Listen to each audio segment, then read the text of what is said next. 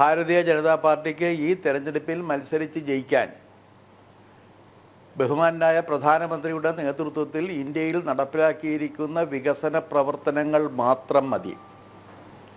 ഞങ്ങൾ ജനങ്ങളുടെ മുന്നിൽ ഞങ്ങളുടെ വികസന പ്രവർത്തനങ്ങൾക്ക് വോട്ട് ചെയ്യണം എന്നാണ് ആവശ്യപ്പെടുന്നത്. ഞങ്ങൾക്കിതിനകത്ത് ഏതെങ്കിലും ഒരു മതവിഭാഗത്തിന് സ്വാധീനിച്ചുകൊണ്ട് ഏതെങ്കിലും ഒരു മതവിഭാഗത്തെ പ്രീണിപ്പിച്ചുകൊണ്ട് വോട്ട് നേടേണ്ട ഒരവസ്ഥയുമില്ല. ഇനി നേരത്തെ ഇതിനകത്ത് സൂചിപ്പിച്ച ഒരു കാര്യം ഇപ്പോൾ അവതാരകൻ പറഞ്ഞത് ധൃതി പിടിച്ച് ഇത് കൊണ്ടുവന്നു എന്നാണ്. ധൃതി പിടിച്ചിട്ടല്ല കൊണ്ടുവന്നിരിക്കുന്നത്. 2019 1955 രൂപീകരിക്കപ്പെട്ട അല്ലെങ്കിൽ 55 ഉണ്ടാക്കിയ പൗരത്വ ഭേദഗതി നിയമത്തിൽ ഭേദഗതി വരുത്തിയത്. ആ 2019 മുതൽ ആ നിയമം നിർമ്മിക്കപ്പെട്ടു. നിയമത്തിന് രാഷ്ട്രപതിയുടെ അംഗീകാരവും കിട്ടി. ഇപ്പോഴത്തേത് എന്ന് പറയുന്നത് അതിൻ്റെ നടപടിക്രമങ്ങളാണ് ആവിഷ്കരിക്കുക, ചട്ടങ്ങളാണ്. ചട്ടങ്ങൾ ആവിഷ്കരിച്ചത് ഒരു നിയമം നടപ്പിലാക്കുന്നതിനുള്ള നടപടിക്രമങ്ങൾ പൂർത്തീകരിക്കുന്നതിന് വേണ്ടിയാണ്. ആ നടപടിക്രമങ്ങൾ പൂർത്തീകരിക്കുന്നതിനുള്ള ചട്ടങ്ങൾ ആവിഷ്കരിക്കുകയും അത് നടപ്പിലാക്കുകയും ചെയ്തു എന്നാണ് ഇപ്പോൾ സംഭവിച്ചിട്ടുള്ളൊരു കാര്യം.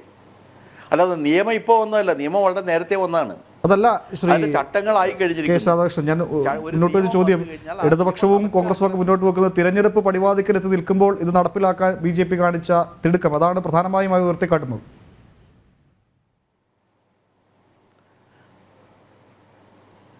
അല്ല, തെരഞ്ഞെടുപ്പിനല്ലല്ലോ. ഞങ്ങൾ പ്രകടന പത്രികയിൽ ജനങ്ങൾക്ക് വാഗ്ദാനം നൽകുകയും ആ പ്രകടന പത്രികയ്ക്ക് ജനങ്ങൾ അംഗീകാരം നൽകുകയും ചെയ്തു. ജനങ്ങളുടെ മാൻഡേറ്റിൻ്റെ അടിസ്ഥാനത്തിൽ അധികാരത്തിലേറി അവർക്ക് കൊടുത്ത വാഗ്ദാനങ്ങൾ പൂർത്തീകരിക്കുകയും അത് നടപ്പിലാക്കുകയും ചെയ്യുന്നതിൻ്റെ ഭാഗമായിട്ടാണ് ഇത് വന്നിട്ടുള്ളത്. അല്ലാതെ ഞങ്ങൾ രഹസ്യമായിട്ട് കൊണ്ടുവന്നതല്ലല്ലോ. ഞങ്ങളുടെ 2 പ്രകടന പത്രികകളിൽ ഇത് പറഞ്ഞിട്ടില്ലേ? ആ പ്രകടന പത്രികയിൽ പറഞ്ഞ കാര്യങ്ങൾ നടപ്പിലാക്കുന്നതാണോ തെറ്റ്? ഞങ്ങൾക്ക് ജനങ്ങൾ വോട്ട് ചെയ്ത് ഞങ്ങൾ അധികാരത്തിലേറ്റിയത് എന്തിനാണ്? ഞങ്ങൾ മുന്നോട്ട് വച്ചിരിക്കുന്ന പ്രകടന പത്രികയിൽ പറഞ്ഞിരിക്കുന്ന കാര്യങ്ങൾ നടപ്പിലാക്കുന്നതിന് വേണ്ടിയിട്ടാണ്. അത് ഞങ്ങൾ നടപ്പിലാക്കി.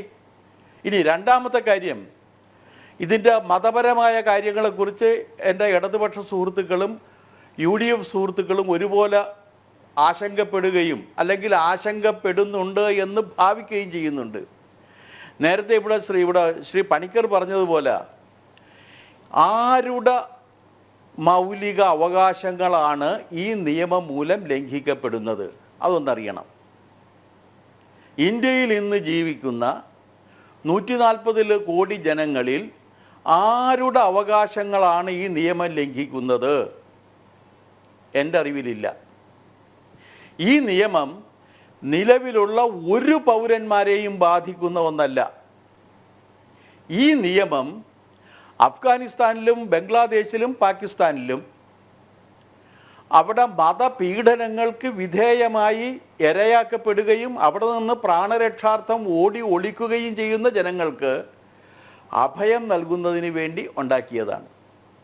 അപ്പോൾ സ്വാഭാവികമായിട്ട് എൻ്റെ ഇടതുപക്ഷ സുഹൃത്തുക്കൾക്കും കോൺഗ്രസ്സുകാർക്കും ചോദിക്കാവുന്ന ഒരു ചോദ്യമുണ്ട്. അവിടെ ഹിന്ദുക്കൾ പീഡിപ്പിക്കപ്പെടുന്നുണ്ടോ? ഞാൻ ഒരു കണക്ക് പറയാം സാർ. 1947 26% പാകിസ്ഥാനിലുണ്ടായിരുന്ന ഹിന്ദുക്കൾ.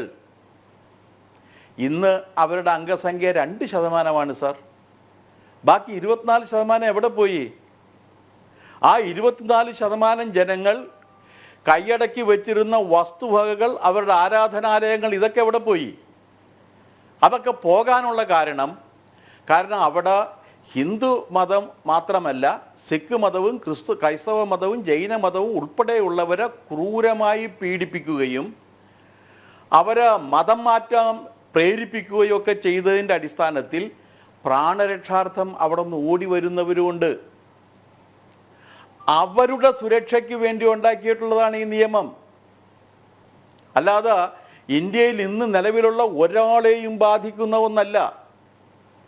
ഇന്ത്യയിലെ ഒരാളുടെയും ഭരണഘടന നൽകുന്ന ഒരവകാശത്തെയും ലംഘിക്കാത്തൊരു നിയമം ഭരണഘടനാ വിരുദ്ധമാണ് എന്ന് പറയുന്നത് എന്തിൻ്റെ പേരിലാണ്?